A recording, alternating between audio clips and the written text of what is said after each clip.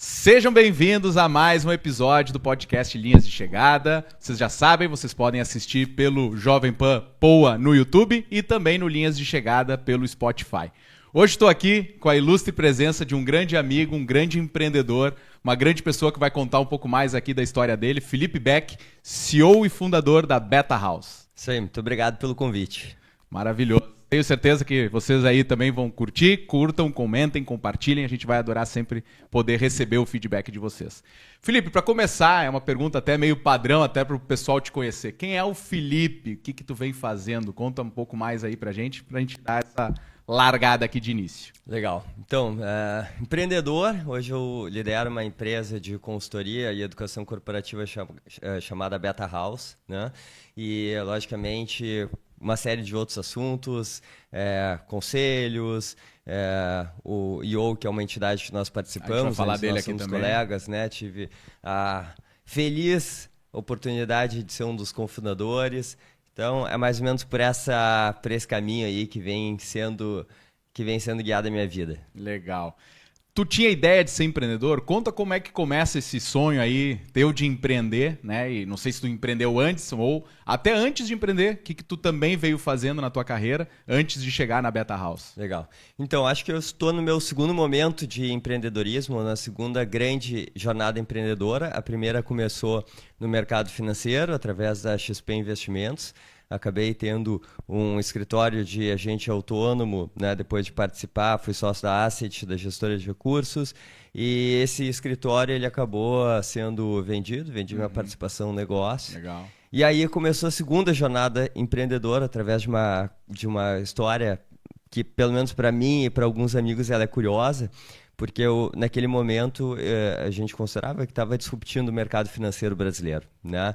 Com um modelo de educação, de shopping center financeiro e tudo mais. E quando eu vendi minha participação no negócio, fui morar no Vale do Silício, fui, na verdade, passar alguns períodos lá. Que ano isso? Quantos anos Isso tinha? Acho que foi em 2016, 17, mais ou menos, por essa época. Legal. Né?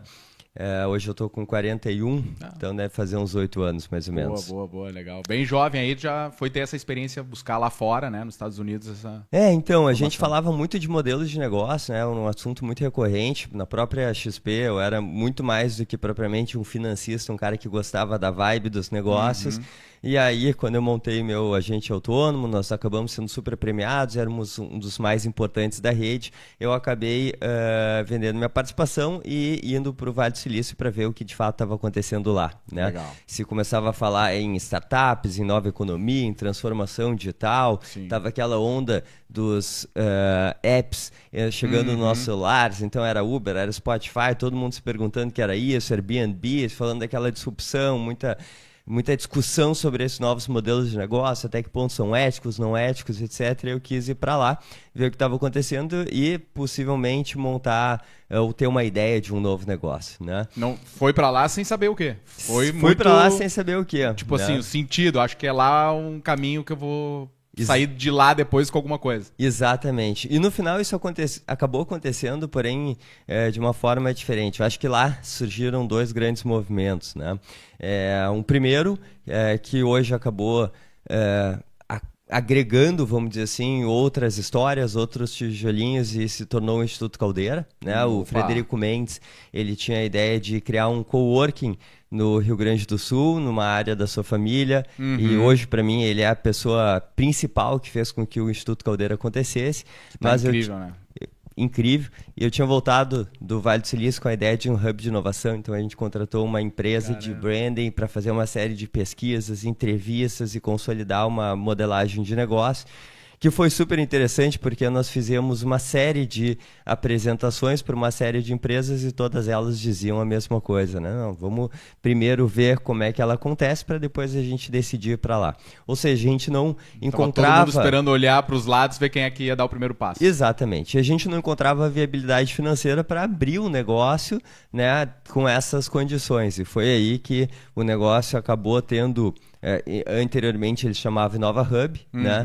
E outros atores daquele momento que estavam olhando para esse conceito de nova economia, de hub de inovação, etc., foram integrando ao projeto e no final ele acabou nascendo como o Instituto Caldeira, né? Que eu passei a não ter mais uma relação direta, além de uma relação, né, de estar lá todos os dias, contribuindo para o ecossistema e tudo mais, mas certamente ele acabou tomando um rumo muito maior do que propriamente era o projeto inicial, né? Quando era meio do Fred. Ou seja, lá no passado vocês nem sonhavam no Caldeira que é hoje, por exemplo. Eu acho que a gente sonhava em algo diferente, tá?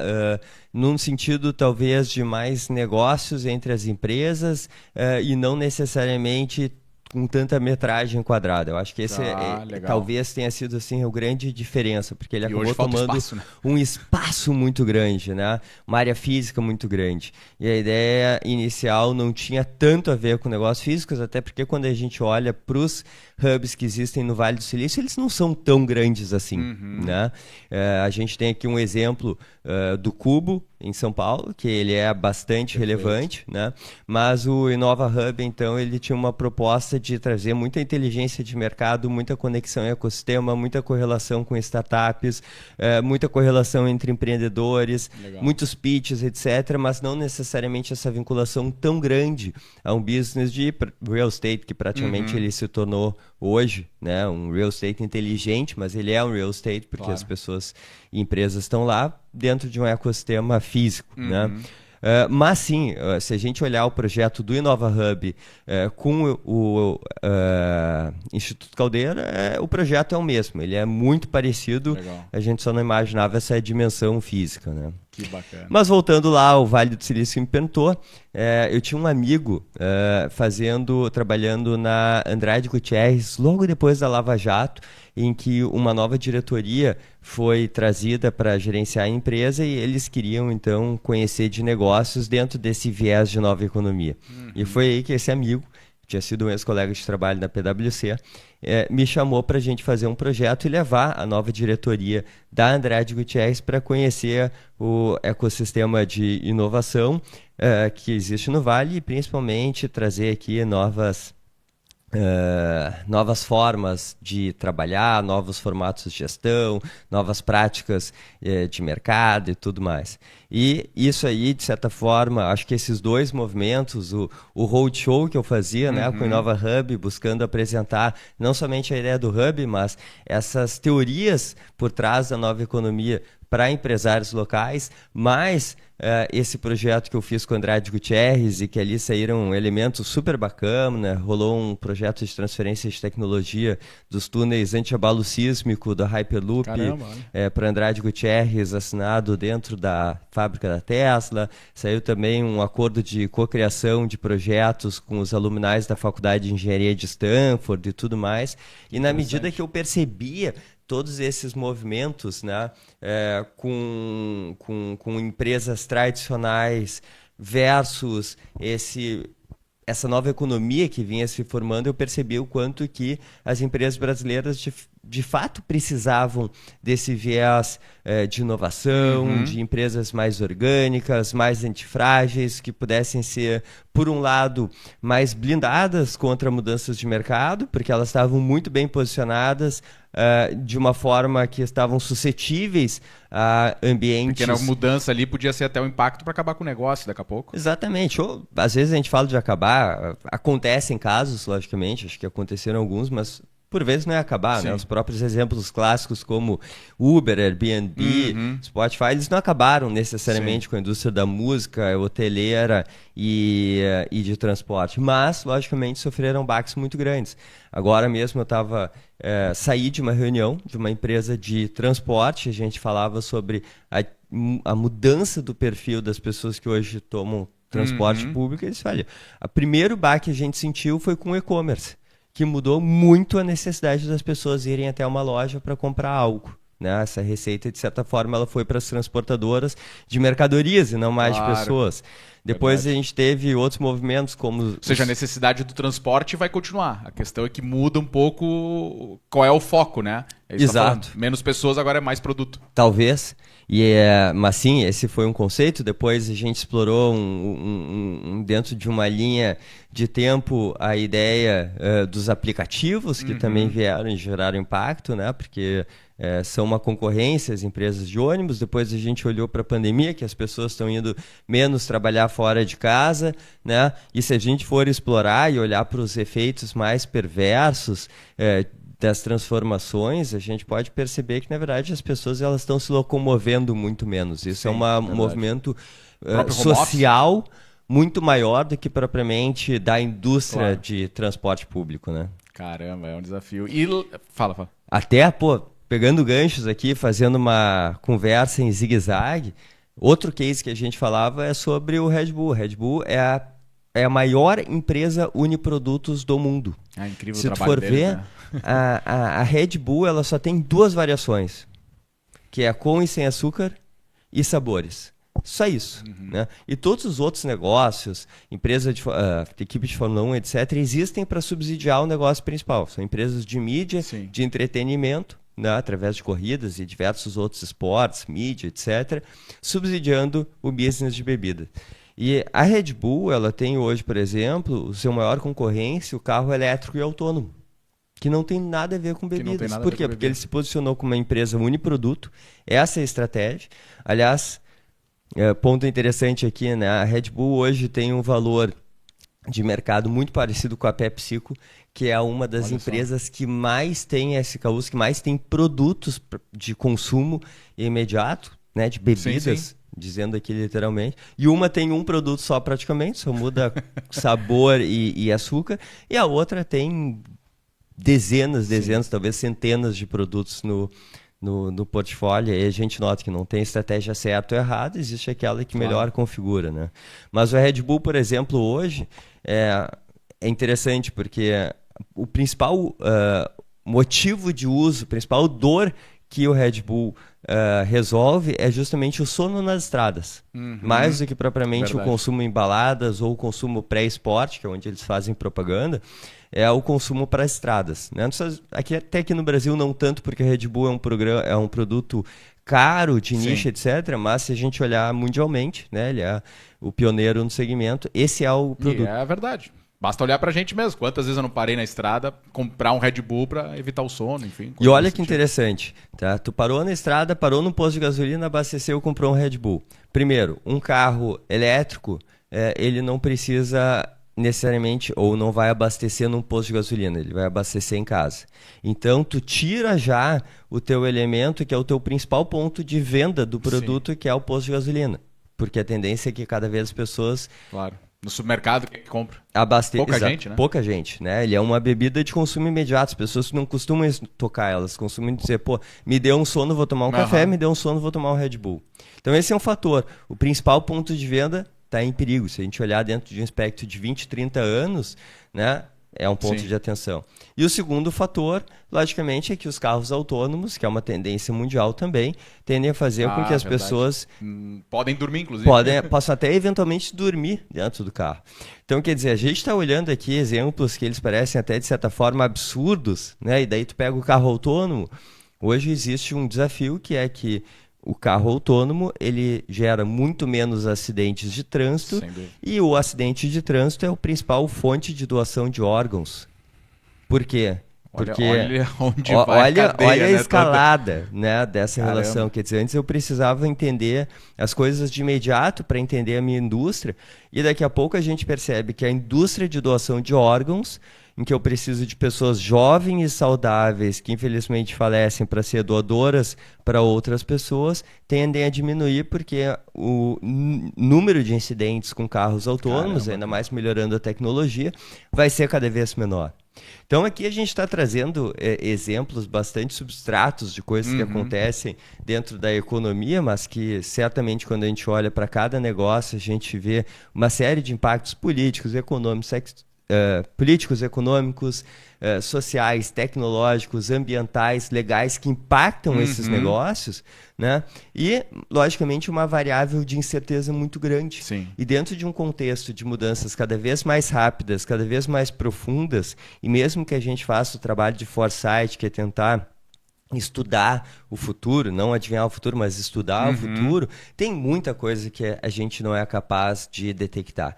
E, logicamente, esses fatores aí acabam impactando as empresas, então a gente precisa trabalhar com que as empresas tenham estratégias mais antifrágeis, ou seja, com uma capacidade de serem mais blindadas a eventuais intempéries no mercado, ao mesmo tempo que também consigam surfar as eventuais oportunidades que vão aparecendo com o tempo e que possivelmente não estejam dentro do planejamento estratégico.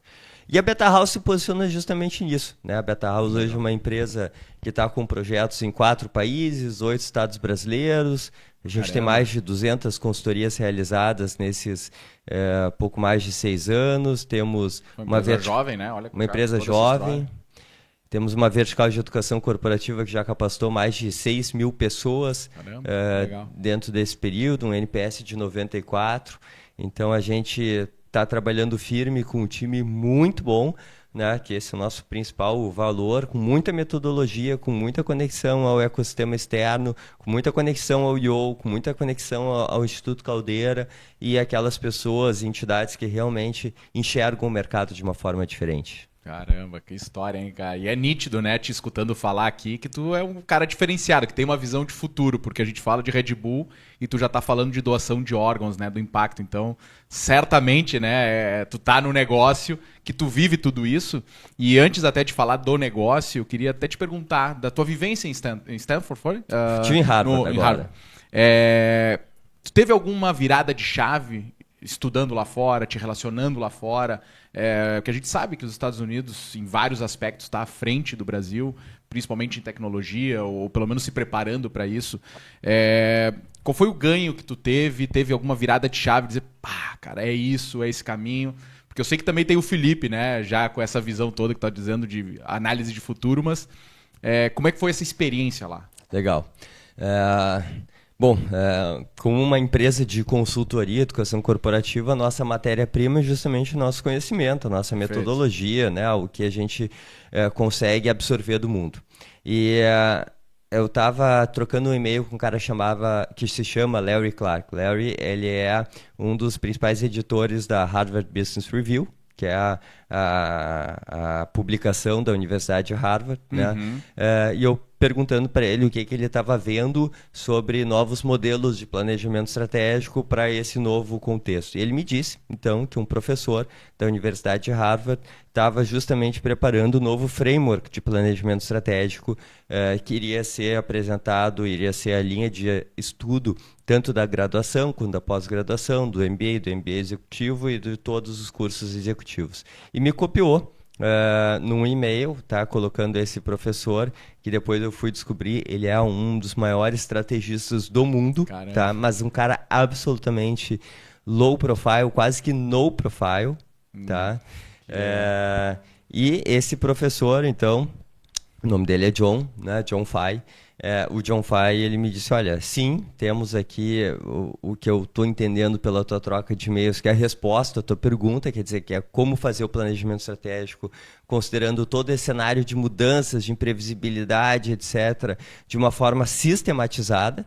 Porque o que aconteceu na literatura de negócios é que os livros tradicionais, tá? E se a gente olha lá para Norton e Kaplan, por exemplo, falando de BSC, eram livros super técnicos, ferramentas, didáticos, etc. Na medida que a gente foi evoluindo os livros, daí a gente olha para Estratégia do Oceano Azul, Reinventando Organizações, né, do Frederic Laloux, Jacob Morgan, falando do futuro do trabalho, e tantos outros autores, né, dessa nossa geração, a gente percebe que eles são livros muito mais inspiracionais do que... Provocam mais a reflexão do que te dizem como fazer. Exatamente. Legal. Tá? E dentro dessa ideia, então, Harvard preparou um novo framework de planejamento estratégico, considerando justamente fechar essa lacuna de trazer método para algo que antes estava, de certa forma, muito dentro de diversas ferramentas espalhadas de mercado. E o John Fay daí me respondeu, não, a boa notícia é essa. A má notícia é que esse curso ele tem só 30 lugares. Ele já foi preenchido, não só isso, tem 150 pessoas na fila que se inscreveram, tá? E não vai meio que dizendo assim, olha, sei lá, em algum Espera aí. momento tu vai acabar acessando isso, mas não vai ser agora, né? E aí entra um pouco daquele senso empreendedor de tentar de todos os motivos e tal, até que uma hora ele me responde um e-mail dizendo assim, não, Felipe, tu não tá entendendo. Se eu abrir uma vaga para ti, eu preciso abrir mais 4 vagas e redesenhar toda a experiência do meu curso, porque a gente trabalha com grupos, tem todas as dinâmicas, todos os cases que foram desenhados para essa quantidade de grupos, e eu preciso, então, não posso simplesmente colocar mais uma, né? Assim que a universidade... eu tenho um trabalho gigante para fazer. Claro. E a minha resposta foi, bom, então nós temos uma solução, né? E botei um emoji feliz assim. E aí ele, tá, beleza. E aí ele redesenhou boa parte do curso, etc. Abriu aquele lugar, não sei o que aconteceu com as 150 pessoas que eventualmente estavam ou não na fila. Não quis perguntar também, sei que foi me dada a oportunidade de me inscrever. Outras 4 pessoas se inscreveram. Uma delas, inclusive, a vice-presidente da Ernst Young, mundial da Ernst Young, que é uma indiana que eu brinquei com ela, né? Porque a gente ficou muito claro, os últimos que haviam se inscrito, porque todo mundo tinha se inscrito há um tempão e só nós recentemente. E aí eu falei para ela que ela estava me devendo uma e ela levou a sério. Então ela disse, não, eu tô te devendo uma, o dia que tu precisar. Pois é, porque por tua causa outros 4 conseguiram participar, né? Outros 4 conseguiram. E de fato, foi um acesso muito interessante ao novo framework de planejamento estratégico de Harvard, que entende, ou pelo menos busca esclarecer ou aprofundar como trabalhar a estratégia dentro desse contexto completamente dinâmico e imprevisível que a gente vive, né? E dentro de um conceito, então, de Learn and Share, porque só haviam 35 alunos que até agora, acredito eu, que voltei agora em outubro de lá, né, tiveram acesso a essa modelagem. Lá se fala muito do Learn and Share, né, de espalhar e multiplicar aquilo que tu aprende. Legal. Então, nós estamos aqui gerenciando uma série de palestras, eventos e cursos, trazendo um pouco dessa metodologia que foi apresentada de uma forma muito restrita na Universidade de Harvard, né, para outras pessoas que eventualmente não têm a condição, não tiveram o tempo, não sabiam, ou qualquer coisa parecida, mas que tenham o entendimento de que é necessário repensar a forma como se desenha a estratégia dos seus negócios, né, dentro desse contexto de cenário de mudanças profundas, rápidas e imprevisíveis. Que legal, cara. E conta pra gente, né, dentro da linha do teu trabalho, assim, como é que surgiu a Beta House, quando é que ela virou, de fato, um negócio? Porque é isso, né? Empreender é sempre um monte de ideia que vai passando na cabeça, né? O empreendedor é assim. Até ele tem que se segurar, às vezes, e dizer, pá, muita ideia, calma, eu preciso ter foco. Quando é que tu falou, pá, é a Beta House, é aqui que eu vou, é assim que eu vou, e começou? Vê que interessante, né, Fábio? Porque eu fui para o Vale do Silício justamente em busca de ideias, tá? Depois que eu saí do mercado financeiro. Ou seja, que legal isso, né? Às vezes tu não sabe o que fazer, mas tu precisa sair daquele ambiente que tu tá vivendo para nem que seja descobrir algo novo, né? Exatamente. E aí surgiu, na verdade, a primeira ideia, que foi a ideia oficial, que é criar esse hub de inovação, né? O Fred queria trazer um co-work, então a gente expandiu, vamos dizer assim, os horizontes da atuação desse projeto para um hub de inovação. Isso foi muito bacana. Tá? Mas esse business ele acabou não saindo.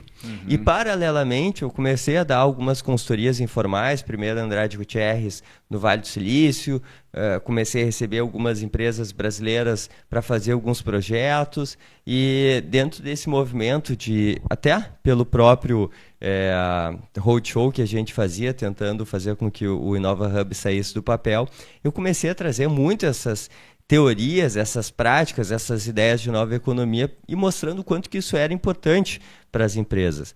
E o que eu percebi ali é que, por mais que o instrumento Inova Hub talvez não tivesse fazendo tanto sentido para aquelas empresas naquele momento, as ideias eram bem recebidas. E aí eu passei a ser convidado para um planejamento estratégico, para uma consultoria, para um treinamento, e eventualmente a Beta House começou a tomar corpo, né?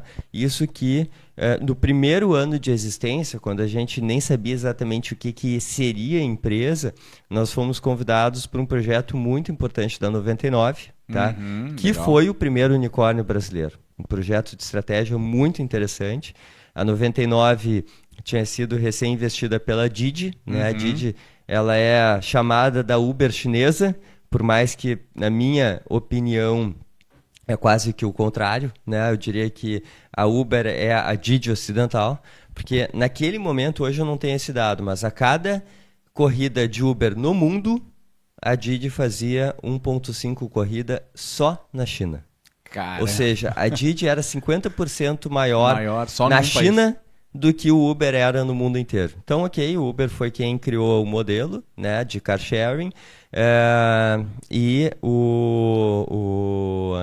a Didi foi a empresa que, de certa forma, mais gerou volume através desse modelo. E aí eles compraram, então, uma fatia da 99, super representativa, não tenho certeza se foi 100% do capital social ou não, mas se ficou alguma coisa com os fundadores, mas de qualquer forma se tornou o primeiro unicórnio brasileiro, e aí tinha que desenvolver uma série de pensamentos, estratégias, reflexões, cenários, né? E nós fizemos então um trabalho de planejamento por cenários, a gente desenhou, como a gente não sabia exatamente qual seria o cenário que a gente ia ter pela frente, a gente entendeu quais eram os principais elementos de impacto dentro daquela estratégia, quais são as possibilidades de alternativas para aqueles cenários, né? Quer dizer, poxa, economia, pode bem, pode mal, pode médio. Regulação, pode ser mais regulado, menos regulado, etc. Então a gente começou a criar uma série de cenários, cruzar esses cenários, dar nome para esses cenários e fazer, de certa forma, como é que eu diria assim, POCs, tá? MVPs, né? Legal. Projetos bastante ainda pequenos e superficiais, mas explorando como eventualmente seria aquela operação se aquele cenário viesse à tona. E na medida que alguns daqueles cenários passaram a se tornar mais próximos da realidade da 99, já existia ali, de certa forma, uma prototipação de como é que a empresa agiria dentro daquela nova realidade, né? E, logicamente, isso é um instrumento de vantagem competitiva. E aí veio a 99. Logo depois foi muito interessante, porque nós éramos uma empresa absolutamente nem informal, mas assim, sendo estruturada. Sim. E a KPMG nos procurou. E depois a gente começou a atender, enfim, Grupo Boticário, Ambev, enfim, uma série de empresas que acabou trazendo uma repercussão, um corpo, demandando que a gente trouxesse para o time profissionais cada vez mais capacitados, né? E hoje, então, chegando nesses números, nessa atuação, a gente tem sobre responsabilidade esse olhar estratégico, né, de inovação, de planejamento, de uma gestão mais fluida em empresas cujo somatório do faturamento é bastante relevante. Olha só. E isso nos dá uma responsabilidade muito grande, né, de fazer um bom trabalho, que eu acho que felizmente a gente está fazendo por conta do nosso time, que é fantástico, mas nada disso significa que a gente teve uma trajetória fácil, né? Com porque certeza. A gente, de certa forma, Tem erro, tem acerto, tem aprendizado, tem... Muito. E a gente se expôs a fazer coisas que muitas vezes nem a gente mesmo sabia. E a gente passou a estudar e entender durante a jornada. A gente aprendeu muito durante a jornada. Empreender é isso, né? Botar o sonho no papel, tirar do papel, começar e beleza, tu vai fazendo ao longo do tempo também, né? As coisas, não tá tudo pronto, né? Não tá nada pronto, né? E a gente não tinha, tu falou assim, o sonho... Eu não sei exatamente qual era o sonho naquela época. Ele foi se moldando na medida que a estrutura do negócio aparece. E muitas vezes a gente fala de propósito, eu acho até uma palavra um pouco romantizada, pelo menos no meu caso, porque eu acho que tem pessoas que têm propósitos muito relevantes, mas para mim é quase que um incômodo. Eu vejo empresas com estratégias muito, muito, muito tradicionais, fazendo matriz SWOT e desdobramentos super limitados, e depois criando também espaços gigantes entre a estratégia e a execução. E eu fico pensando, gente, o que vai ser dessa empresa, o que vai ser desses colaboradores, o que vai ser da nossa sociedade que depende dos impostos, ou seja, da receita dessas empresas. E esse incômodo, então, faz com que tanto eu quanto o meu time, a gente trabalhe arduamente para que a gente tenha mais... Como é que eu vou te dizer? Mais ferramentas para que as empresas possam ter sucesso, competitividade e crescimento dentro desse cenário de super desafio, né? vários momentos tu falou de pessoas agora, né? E também lá no início da tua fala, tu trouxeste que o conhecimento, né? Ter o conhecimento é o que muitas vezes é um negócio, ou pelo menos começa assim, né? O empreendedor, ele domina algo, sabe fazer algo e começa um negócio. E quando tu fala de pessoas, eu fico imaginando num negócio de consultoria o desafio que é trazer pessoas, primeiro, alinhadas à cultura, mas também tecnicamente, né? Que tu saiba que eles vão ir para um cliente teu e fazer um bom trabalho, uma boa entrega. Como é que tu gerencia tudo isso? Porque não é imagino eu, né? Mas aí traz isso.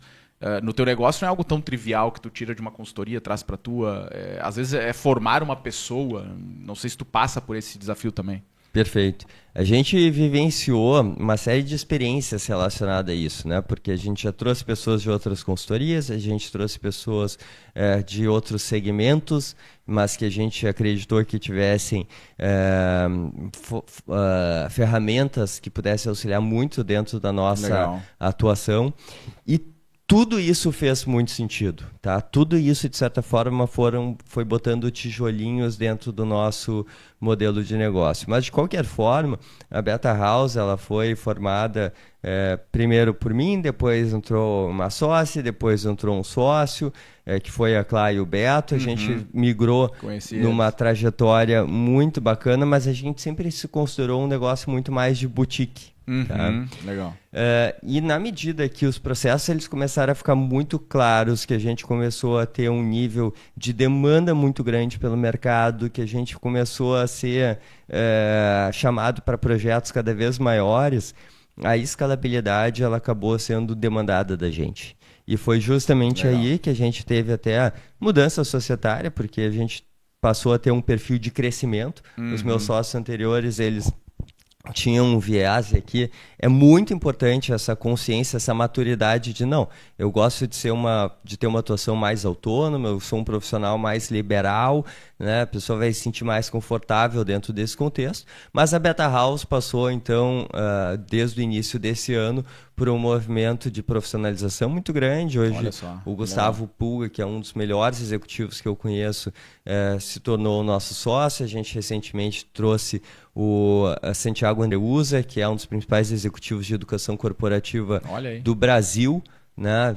Atuou na Senex, na Atlas, na MIT, lá atrás, naquele ecossistema de perestroika e tudo mais. Então, ele é um cara que domina muito a educação corporativa. Trouxemos ele agora, tá, para liderar a Beta House Academy, e a gente, então, começou a desenhar ou atuar com um modelo de negócio de mais escalabilidade, de mais profissionalização, de mais método, de mais processos, para que a gente consiga, de fato, dar conta de toda essa demanda, que eu acredito que ela seja infinita, que é entender como as empresas devem ser mais competitivas dentro desse cenário extremamente desafiador, que envolve inovação, e isso tem relação com a estratégia, que tem relação com a cultura, que tem relação com o reskilling, né, que é a reprogramação desse software que está dentro do cérebro de cada pessoa. Eu ia falar, no fim, tudo são pessoas. Tudo são pessoas, né? Mas a gente, então, passou a ter, nesse ano, um processo de profissionalização visando a escalabilidade, né? E a gente teve rearranjos de modelo de negócio, de estrutura financeira, societária, etc., para justamente posicionar. Então, o programa ele se chama Linha de Chegada, mas aqui o que eu menos entendo que eu esteja no momento é uma linha de chegada. Assim, talvez eu esteja numa linha de chegada, porque quando a gente completa uma volta, eu acho que talvez essa seja a maior referência do empreendedorismo. A gente começa uma volta, só que quando a gente cruza aquela linha de chegada, né, a gente lança uma volta nova. Né? E a linha de chegada ela nunca existe, mesmo quando a gente termina uma corrida, né, de Fórmula 1 ou de qualquer referência aqui ao automobilismo, né? Final de semana que vem tem outra, então nem a linha de chegada é uma linha de chegada de verdade. Por isso é linhas de chegada. Olha só. Exatamente por isso, porque a gente nunca termina. Quando termina uma, já começa a outra. Inclusive, a linha de chegada é o fim da vida. É verdade. Aí é o que tu quer no fim da vida, né? Aí o legado, Mas existe o legado, a continuidade da empresa, a sucessão. Hoje, falando de linha de chegada, ou de automobilismo, ou de linhas de chegada, né, de vida, a gente está fazendo o planejamento estratégico de uma empresa e atuando na gestão também, que é a Fueltech, uma empresa gaúcha. Já veio aqui o Leonardo Fontolan, já esteve aqui, contou um pouco da história também. O pessoal quiser assistir também, vai lá, Leonardo Fontolan, foi um baita bate-papo com ele também. Cara, fica o convite. Esse é um dos melhores executivos com que eu já trabalhei na vida. Eles têm uma sociedade junto com o Luiz e o Anderson Dick extremamente saudável, num business super interessante, que a gente olha o nicho do nicho do nicho, porque eles fazem ECUs, que é o Engine Control Units, ou seja, as unidades de controle dos motores. De carros de performance, de né? Carros não é carro de performance, rua. Né? Porque hoje o que acontece? Assim, a forma como eu passei a explicá-los. Hoje tu compra um carro, tu tem o pneu, ele vem completo. Como é que um carro de corrida ele é formado? Tu compra o chassi de um lugar, tu compra o pneu de outro lugar, a roda de outro lugar, a direção de outro lugar, mas tu precisa, vamos dizer assim, de uma tecnologia, de um computador que vai organizar tudo isso, que é o ECU, que é o Engine Control Unit, ou o VCU, que é o Vehicle Control Unit. E aí tu bota justamente a Fueltech lá, que é o cérebro do carro. Né? E esse é um projeto também absolutamente fantástico, não é uma empresa exportadora, tem operação nos Estados Unidos, logicamente daí entra tarifaço, né? Tiveram as enchentes, tem um desafio, vamos dizer assim, de profissionais, porque ele é uma coisa super nichada, então tu precisa de profissionais que entendam de uma tecnologia muito específica. Então, tu tem que formar esses profissionais, quer dizer, é realmente um case absolutamente fantástico. E eu acho que esse tipo de situação, de daqui a pouco estar trabalhando dentro de um cenário, um nicho, um mercado super desafiador, a HT Micron é nossa cliente. Poxa, são tantos negócios tão interessantes que fazem com que a gente passe a entender negócios, com que a gente passe a entender economia, com que a gente passe a entender sócios, com que a gente passe a entender contextos tão diferentes, né, durante o decorrer do nosso próprio dia, porque às vezes a gente está... Você está numa empresa de uma cultura, um jeito, um estilo, um tamanho, e daqui a pouco tu vai para outra, em outra reunião, completamente diferente, né? Em absoluto. E eu acho que esse aqui é um dos maiores valores que a gente pode gerar para o nosso time, né? Entender que a gente possa... A gente está fazendo um trabalho fantástico dentro de uma dinâmica absolutamente diferente daquilo que é o ritual normal, que é tu entrar numa empresa e fazer sempre aquilo. Então, quer dizer, é uma diversidade de contextos, é uma diversidade de situações que a gente se depara, de pessoas, de culturas, de negócios, que, olha, eu não sei, certamente não vou dizer que a gente é o único setor que possibilita isso, mas certamente a consultoria, ela gera, vamos dizer assim, um crescimento profissional para quem participa de negócio como a gente, e que principalmente uma consultoria estratégica, né, que está dentro do negócio, que está correlacionando todos os pontos, que está fazendo conta, que está olhando oportunidades, que está mapeando crescer, player. Né? Cara, que assim, em 2 anos, o que um profissional vive dentro da Beta House, eu acredito que às vezes não vive 50 anos dentro de uma outra empresa. O que não quer dizer que é bom ou ruim, quer dizer que é para alguns. Mas até fazendo convite, que se por acaso estiver ouvindo e tu acha que esse tipo de negócio é para ti, a Beta House, eu sempre falo, assim, a gente às vezes tem vagas abertas, às vezes não, mas a gente também tem um processo de criação de vagas para as pessoas boas. Sem dúvida. E quando passa um talento... Meu dia a dia é igual, né? Às vezes empresas me chamam para encontrar os talentos. Às vezes eu lembro de alguém que eu conheci, para essa empresa vai encaixar. Já ligo pro dono e falo, cara, olha essa pessoa. Sem dúvida. Porque eu já vejo quanto ela vai entregar lá. Exatamente. Assim, o pressuposto de uma contratação é que a pessoa vai custar X e ela vai te entregar 2, 3, 4, 5X. Então, logicamente, quando para nós surgem pessoas interessantes para trabalhar, que tenham esse senso protagonista, que gostem de estudar, que tenham, vamos dizer assim, um viés, uma dinâmica de dia a dia super agitado, ao mesmo tempo que quando precisa consegue concentrar bastante para explorar com calma os contextos que a gente está vivendo, porque esse é um fator essencial do nosso negócio, né? O estudo, a concentração, a clareza.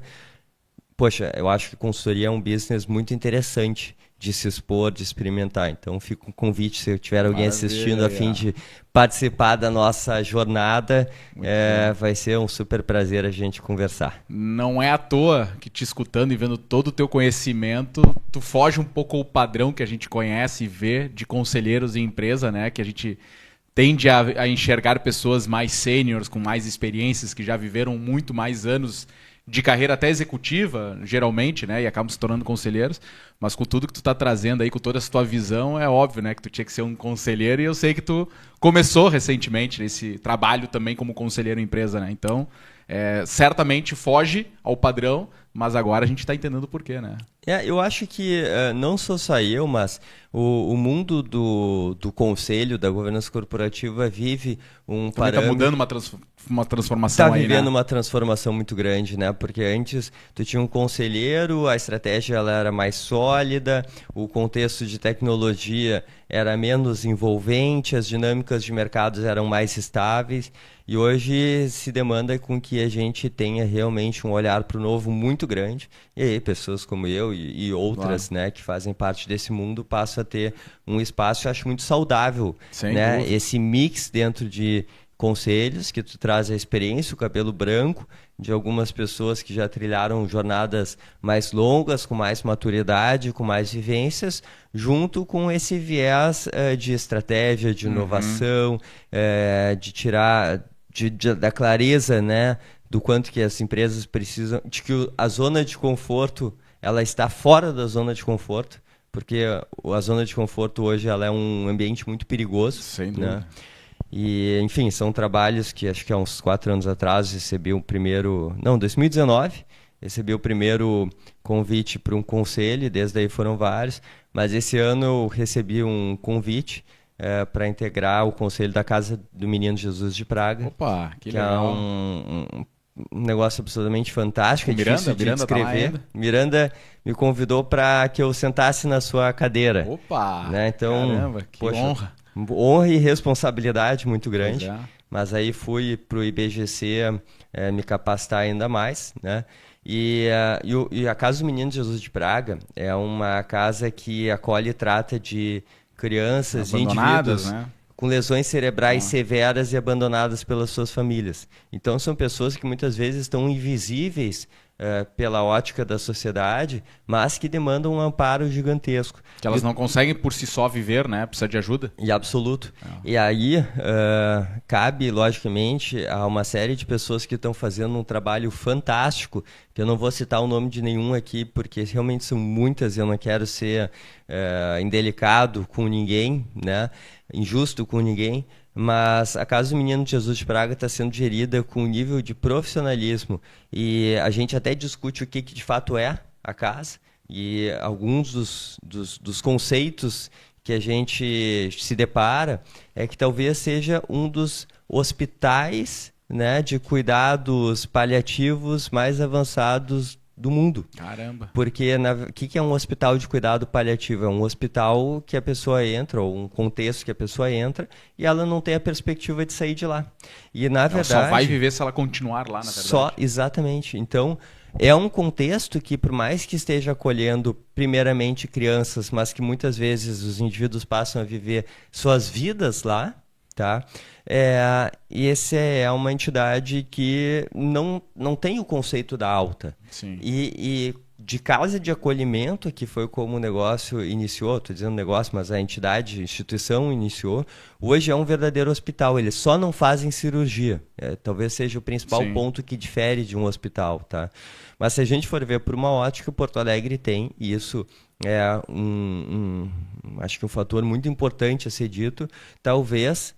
E uma das coisas que se busca é justamente a tipificação, porque às vezes é muito difícil de tu apresentar a Casa do Menino quando tu não consegue dizer isso é um hospital, isso é uma casa de assistência, isso é uma ONG.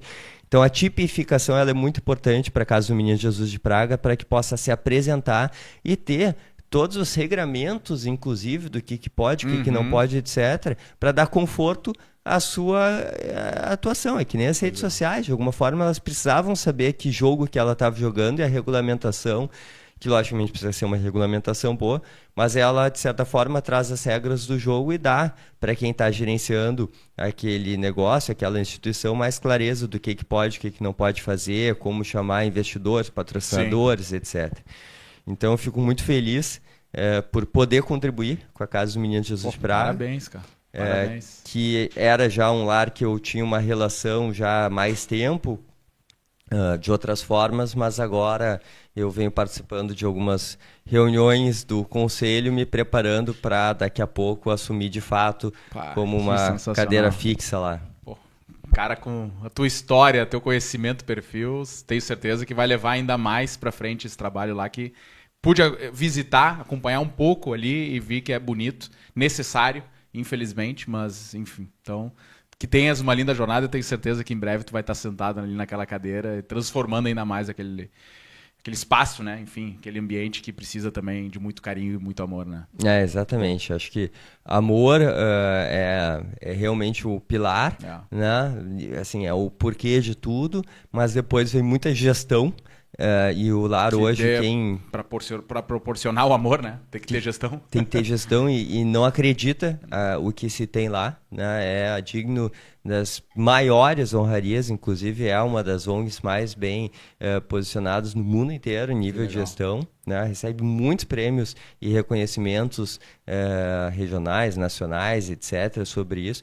E eu acredito, com a tipificação, seja como um hospital de cuidados paliativos ou então outra forma que venha a ser organizado, vamos dizer assim, essa forma de atuar, a gente vai poder dar mais escalabilidade, a gente vai poder replicar mais modelos, a gente vai poder dar atenção a mais crianças e indivíduos, a gente vai poder espalhar mais amor e carinho para essas pessoas que, como eu disse, muitas vezes elas não estão visíveis aos olhos da sociedade, mas que logicamente merecem todo o acolhimento, né, que o mundo pode dar. Parabéns, parabéns mesmo. Para a gente ir caminhando para o fim, tu falaste aqui, consultoria toma tempo, e realmente eu também vivo isso, né? É infinito. Se a gente tivesse 40 horas no dia, a gente trabalharia as 40 horas. Mas como é que tu cuida da tua saúde, do teu bem-estar, do Felipe, que é importante ele estar bem para cuidar dos negócios e de tantas pessoas e negócios que tu cuida também através da Beta House? A minha irmã uma vez fez um trabalho para mim, ela criou, sei lá, um slogan, ela trabalha com personal branding. Boa. Que era adrenalina na vida, movimento nos negócios, né? De certa forma foi como tinha o meu nome ali, Felipe Beck, ela criou esse slogan que estava ali na apresentação. E por um tempo eu acabei pensando bastante sobre isso, porque eu acho que a vida ela é uma só e cabe a nós a responsabilidade de fazer dela o melhor que a gente pode fazer, né? E eu acho que aí vem uma palavra que me define muito, que é a intensidade. Então, eu gosto muito de praticar inúmeros esportes. Talvez eu seja meio pato, né? Faz um pouquinho de tudo, mas não faz nada direito. Mas gosto de surfar, gosto de fazer wakeboard, gosto de fazer kitesurf. Tive um tempo de paraquedismo que acho que, graças a Deus, durou pouco. Durou 4 saltos, né? Mas já tentou, já... Pô, tá maravilhoso. Fui, né? Fui durante 4 saltos, mas aí eu vi que não faria sentido seguir nesse esporte, que é fantástico, mas tem as suas peculiaridades, digamos assim. Pô, jogo tênis, nado, corro. Então, eu acho que essa vida, vamos dizer assim, com saúde, né, e cuidando logicamente da alimentação. Perfeito. A minha esposa, ela é médica, com esse viés, né, de estilo de vida, de metabolismo e tudo mais, logicamente faz com que eu acabe respirando muito desses pensamentos. O entorno também nos ajuda, né? E legal, total, também tem isso. Dessa forma de pensar saúde, né?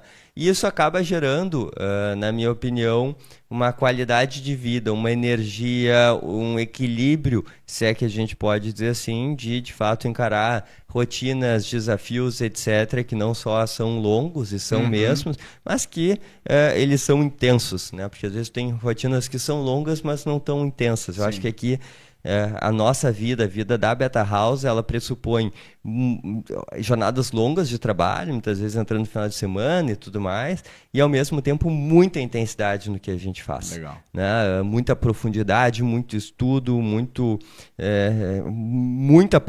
do tempo a gente está fora da zona de conforto, lidando com setores, com contextos que a gente nem sabia que existia e, de certa forma, assessorando as empresas para isso, mas daí justamente vem o papel do método, do processo, etc., que permite com que a gente possa trazer elementos capazes de nos guiar nessas jornadas de direcionamento estratégico para contextos que muitas vezes são novos, né? Então, ao meu ver, a qualidade de vida, a saúde e, no meu caso, o esporte são pilares fundamentais. Eu acordo todos os dias às 5 da manhã. Muitas vezes eu dou uma trabalhadinha de 20, 30 minutos para despachar alguns assuntos e poder sair ali pelas 6 e pouco para correr, para nadar, para fazer uma musculação, por mais que não pareça, eu faço. Ele começou agora, pessoal, calma, se inscreveu hoje. O resultado ainda não veio, né? Mas, brincadeiras à parte, ter um corpo saudável, ter a mente tranquila e poder ter esses momentos assim de reflexão, sentar na tela do celular ou do computador, que eu acho que é um desafio para todo mundo, né? Reduzir esse tempo, acabam fazendo com que a gente se sinta mais preparado, e não só para o trabalho, né? Para a vida, para as relações, eventualmente para filhos, para outros desafios que a vida nos propõe.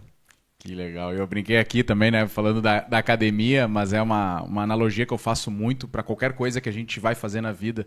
Não é porque eu me inscrevi na academia que eu vou ficar forte. Eu preciso ir lá, preciso botar uma disciplina, malhar, me esforçar para que eu tenha resultado. E às vezes as pessoas querem só pagar um curso, pagar alguma coisa e dizer, beleza, já tenho, já sei. Não, tu tem que ir lá, tu tem que te dedicar, tu tem que te esforçar para ter resultado. E na vida eu acho que é isso, né? Empreender também. Não é porque eu abri um CNPJ que eu vou ficar rico.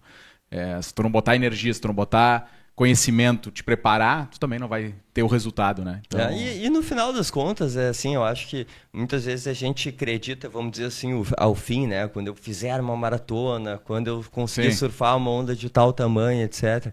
Mas a gente tem que ter amor pela jornada, né? Por isso que eu acho que é importante a gente, de fato, encontrar o que a gente gosta. Não necessariamente precisa ser a paixão da vida, não necessariamente às vezes precisa ser feito só e deu. O propósito de viver, mas encontrar formas de fazer com que aqueles elementos que fazem parte do nosso dia a dia sejam gostosos para a gente. Então, por exemplo, eu tenho uma equipe que eu tenho uma satisfação de trabalhar junto que é imensa. Isso aí não tem Isso preço. Aí faz com que o meu dia a dia seja completamente diferente. Pode vir qualquer problema que, cara, resolve. Exatamente. Né? A Orla de Porto Alegre é fantástico, então minhas corridas de domingo de manhã são na Orla. Aqui a gente tem, né, Porto Alegre tem o rio, que possibilita com que a gente faça esportes aquáticos e tudo mais. O surf, o kitesurf tem uma turma com uma energia muito boa, né, que nos possibilita ir para lugares de praias, com visuais fantásticos e tudo mais. E eu acho que estar dentro desse contexto acaba nos tornando pessoas mais felizes, né? Com certeza. Acima de tudo. Enfim, como eu disse, a vida é uma só e cabe a gente fazer dela o melhor que a gente pode fazer. Então, ser intenso naquilo que a gente se propõe vai já dar densidade, né? e profundidade aos nossos resultados, mas principalmente a nossa jornada, né? Eu acho que aí está o caminho de uma vida bem vivida. Que eu não sou coach, nem me considero uma pessoa de dar qualquer tipo de... tá contando a tua história. Mas são os meus pensamentos, né? Enfim. E obrigado por compartilhar aí também. Pô, eu que agradeço o convite, super prazer de estar aqui contigo. Pô, adorei. Tenho certeza que o pessoal em casa também aí aprendeu demais. Certamente provocações aconteceram aqui também, para às vezes a quem está sentado no sofá, quer fazer alguma coisa. Talvez aqui ouvindo, né, pode ter dado esse gatilho de, peraí, deixa eu levantar já, deixa eu começar a dar um passo. E com todo o conhecimento que tá trazendo aqui do teu trabalho, de vida, enfim, certamente foi uma aula aqui pra gente. Pô, que isso. Obrigado, Felipe, mais uma vez. E quem quiser seguir um pouquinho, né, da Beta House, é BETAHAUSS, Beta House. Então, tem o nosso Spotify, tem o nosso YouTube, tem o nosso... tem Instagram, em todas as nossas redes, para que a pessoa possa se alimentar um pouquinho dessa forma de pensar negócios que a gente vive no dia a dia. Maravilha! Pessoal, obrigado por ficarem aqui com a gente, assistindo. Curtam, comentem, compartilhem pelo YouTube Jovem Pan Poa e também no Spotify, no Linhas de Chegada. Fiquem com a gente, até a próxima. Valeu!